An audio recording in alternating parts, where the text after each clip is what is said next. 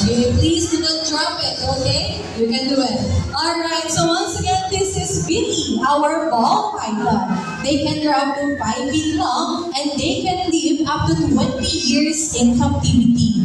They are named ball pythons because when they are younger, they love to roll into a ball to protect their head with their bodies. Sir, what can you say about Billy? Yeah, awesome.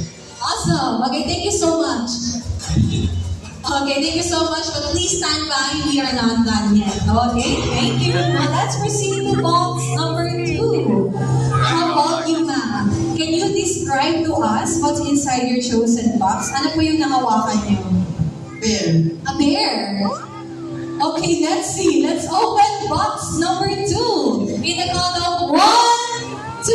Okay, let's proceed to box number 3. Ma'am, I'll get back to you, so be ready, okay? Alright, how about you, Miss Faye? Can you describe to us what's inside your chosen box? It's crispy. Prickly. Do you have any idea what animal is it? Any guess? Porcupine. A porcupine. Okay, let's see. Let's open box number 3. In the count of 1, 2, and 3. Come on, Miss May, you can do it.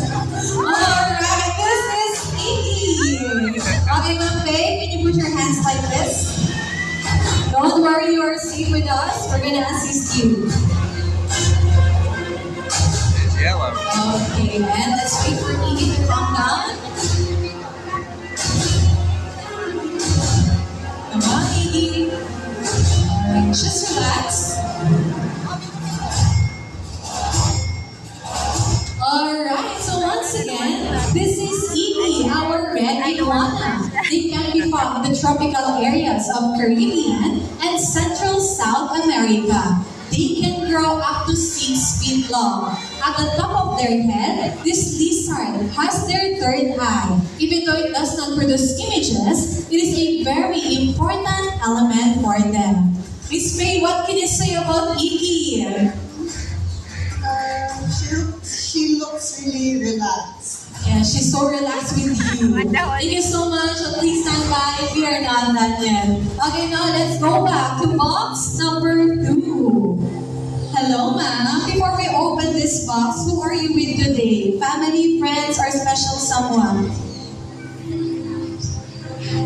Yes. Family, where are they? Nasaan po yung family ni ma'am? Hello po, welcome to Zubik Safari. Now, ma'am, do you have any last words for your family?